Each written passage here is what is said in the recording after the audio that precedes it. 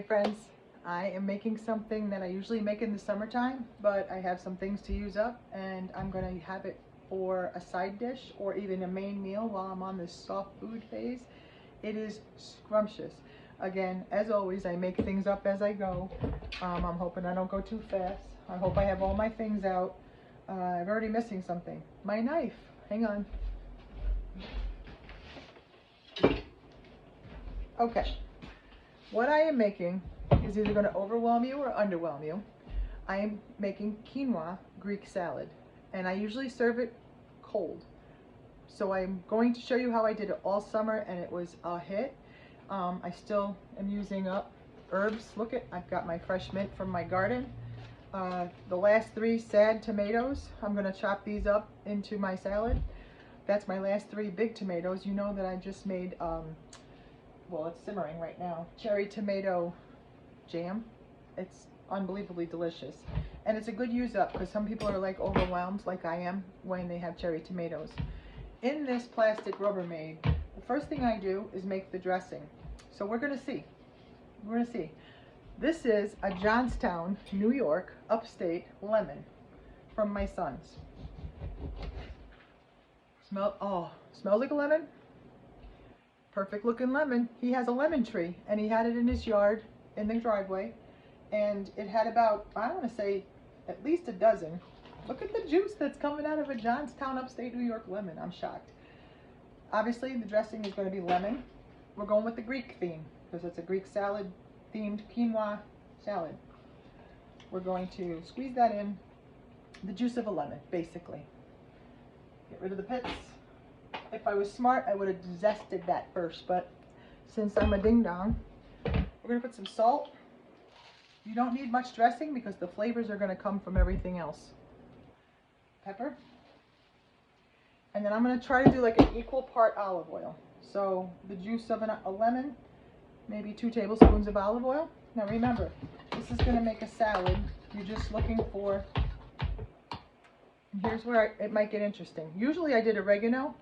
This summer I found a Greek, it's called Greek Freak dressing, spice blend. So, well, that was dumb. Let's do it this way.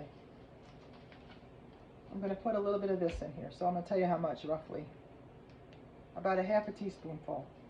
And then when I can put my glasses back on, I'm going to read you what's in here. So this way, I used to just do oregano with the lemon. What's in here? Sea salt, onion powder, rosemary, oregano, a little dill, cinnamon, who knew? I had to read that again. Butter powder, black pepper, and a little bit of thyme. So it's a mixture. I don't know. What do you think? We're going to find out because I've never made the salad with the Greek seasoning. I bought that Greek seasoning for a Greek chicken dish. There's where the flavor is coming from, girls and boys. This 1 clove of garlic is going to be the cat's meow in the salad. Now I'm going to watch my garlic fingers so I don't chop them off. And it's just basically a Greek salad, but only made with quinoa. The reason I did the dressing in the bowl before, can you see the bowl? Yes. The reason I did the dressing in the bowl was because, oops, I missed some. I want to put the steaming hot quinoa into this dressing with that garlic. Maybe over there. It's hard. I'm trying to chop, drop, and chop. This is the quinoa. Have you ever made quinoa? It's just like rice. You do 2 cups of water to 1 cup of quinoa. Bring the water to a boil with a little salt. I'm gonna call it a day for that because this other quinoa that's in here, it makes a lot. 2 cups of water to 1 cup of quinoa. You bring the water to the boil, drop your quinoa in, then low simmer 15 minutes, maybe a little more. Because I'll probably hand some of this off to my daughter. She loves this salad. Lisa, I got another one for you. It's a good thing you asked me if I had any high protein meatless dishes, and I said no. Meanwhile, back at the ranch, Lori's made high protein meatless dishes all week this week. So, that's all I have is Little lemon, garlic. It's doing its thing right now though. That garlic is cooking right in that hot quinoa. Okay, now for the ingredients that are going to go into this bowl. Stay, bear with me. I'll try to do quick. We're going to do 2 scallions because I have them. So, instead of a red onion, because I don't have that. Usually I put red onion. That's what's in a Greek salad, right? Yes, my fingers are away from the knife. I am staring at what I'm doing, Mary, in case you're watching. And I'm going to tell you when I'm going to stop. I'll know. So what I'm looking for, I could do 4 scallions if I wanted to. I'm just looking for the onion flavor throughout. So really I made 2 cups of quinoa. That's probably, it's like rice, it swells up. And once I put all the other things in, I want room for it. That's it. So the ends of those scallions are going night-night. Yes, I could do a compost pile. No, I have not. Some people do. Some people put everything in the freezer. I put everything in the freezer once it's done. I'm doing a half a cucumber in this because cucumber, I'm keeping the skin on because I like the skin. I'm a skin girl, except for eggplant. Eggplant, you better peel it because otherwise, I swear to you, I love eggplant's my favorite dish of all. But if it has the skin on it, I literally swallow and the skin is still on my tongue. It's like the plastic on a cheese wrapper. I don't know. I can't get eggplant skin to be part of my repertoire. So a half a cucumber because I think that's enough for me. Cucumbers, iceberg lettuce, and romaine lettuce are the hardest things since I had bariatric surgery for me to tolerate. So if I have them, like some of those are too big, I'm mincing it up like you would for your tzatziki sauce. If I have big pieces of them, I have trouble swallowing them. And I don't know why. My mouth is big, as you all can tell. I have a big mouth. Always have, probably always will. Filterless. So I'm going to cut the yucky spots off of this tomato. Some people might throw it away, but I'm not. I'm not afraid of a yucky spot. If you haven't gotten a Rada tomato knife by now, you need to.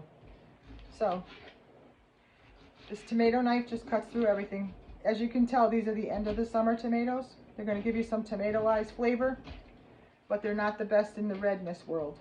But they're going in because when they get that hot quinoa, they'll do their job. They'll do their job, especially with the other flavors that are going in. Okay, so girls and boys, have you heard of quinoa? Have you made quinoa? Do you like quinoa? Do you hate quinoa? Can you answer me in my video? Like, the more you comment, the more you share my videos. Be sure you're following me on Facebook. I've been following other people for years and wondered what I'm doing wrong or why I'm not doing them videos because I knew I would be good at this. But I did go back and I look at this lady cooking with Brenda Gant. She's in Andalusia, Alabama. I think I've talked about her before. This tomato's pitiful. There's like no red inside of him. But so what? We eat fried green tomatoes, right? So now we're going to have raw green tomatoes. He's the last of the bunch. He's going in. It's just fresh vegetable in my mouth. That's what I care about.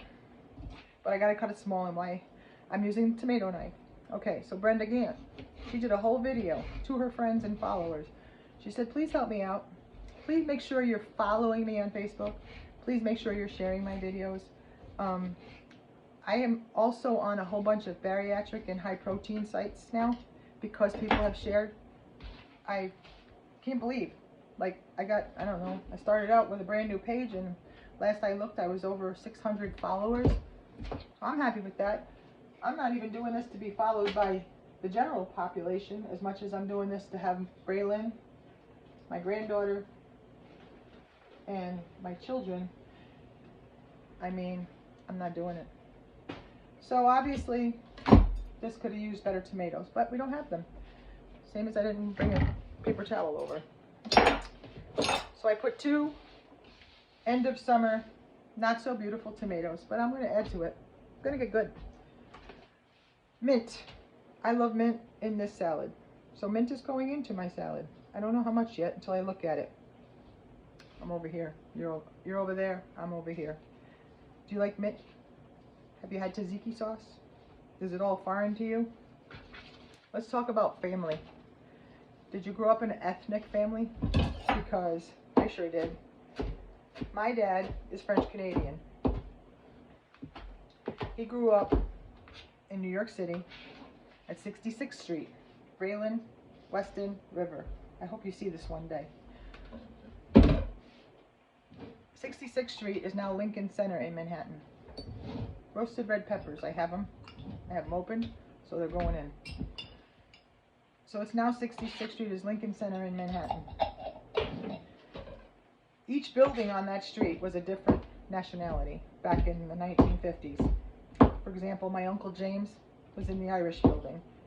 My Uncle Jimmy was in the Greek building. My grandmother, that was like a Puerto Rican building, a Spanish building, obviously a French Canadian building, and 8 siblings were the Willets, my dad's side. 5 of the 8 married from 66th Street. In other words, they met their spouse of 50 plus years. I come from a family of all long marriages. The first divorces were my brother and myself. Out of 24 cousins, my dad had 8 siblings. 24 kids were produced on that. Where I'm going with this is, just on the French Canadian, my dad's side, we ate every ethnic food you could think of. Everything. So, then my grandmother, my mother's mother, we're going to the other side, she married a Filipino man. So my mom is the only one of her 6 siblings that is not Filipino. So you see where I'm going with this?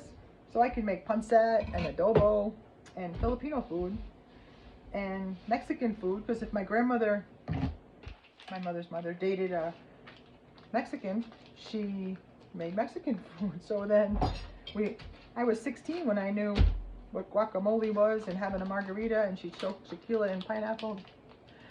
Not your traditional grandmother, my grandma Jimenez was. So anyway, nothing is foreign to me. I've never had Indian food. I'm putting feta in, because how do you have a Greek salad without feta? Nothing was foreign to me.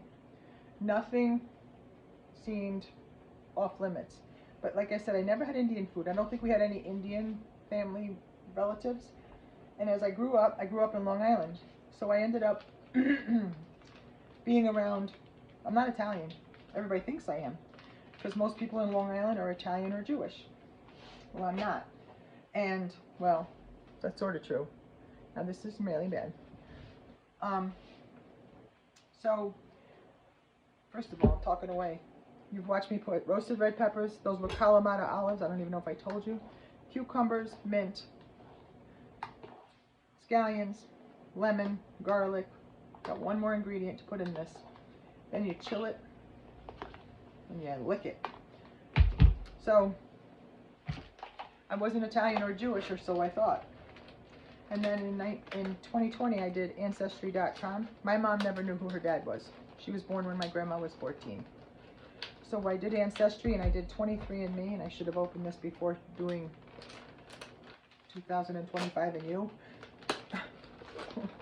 This is going to be a show, guys.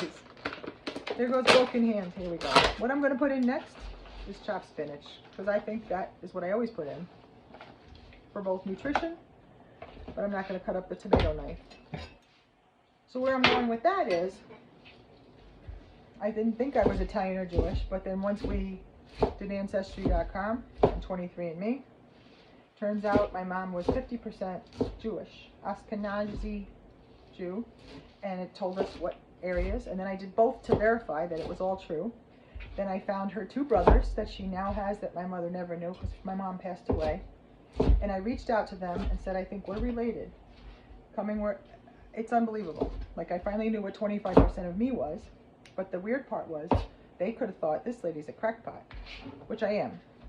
But instead, one of them, his name was Jules, which, yes, Mary, I'm poking the knife. I should have been named Jules. If anyone who knows me knows about the bling. I love his name. He was a wonderful man. I spoke to him a few times. He was 92 years old. And he died just last year, but I got to speak to him. And he not only spoke to me, he went and took the test to prove that he was my maternal uncle. So he was my mother's half brother. These 2 brothers were wonderful. The other one, name is Morton. He's still alive and I still chat with him. So I had new uncles, new cousins, and found out I was 25% Jewish. Never cooked any Jewish food, but I had a friend that brought me matzo ball soup, and I've had brisket, and I'm certain I could do it all. All right, I don't know if you can see this, but there's absolutely, it's delicious. I mean, even the said tomato's gonna come to life from the other flavors. So what we have here is my version of a quinoa Greek salad with fresh spinach, tomatoes, cucumbers, Kalamata olives, roasted red peppers, scallions, a lemon, garlic, oil dressing that has that Greek seasoning in it, and salt and pepper. Did I say cucumber? And a little fresh mint. I can smell it, and I already can tell you that. So good thing I didn't put all that quinoa in there, because look how much I made. Would you eat this? I mean, if you're a high protein, meat free, here you go. It tastes like summer in a bowl. And I explained my whole family roots to you, like you care. Interesting, right? Do you want me to bring you the food, arroz con pollos in the beginning? Yeah, that's from the Puerto Rican family in me. I'm not even slightly Puerto Rican. So my mother had 5 other siblings, but they only had the same mother. So they're half Philippine and different nationality than my mom. It's a Heinz 57 sauce chick right here, which I love. Love you guys. We did that in 16 minutes.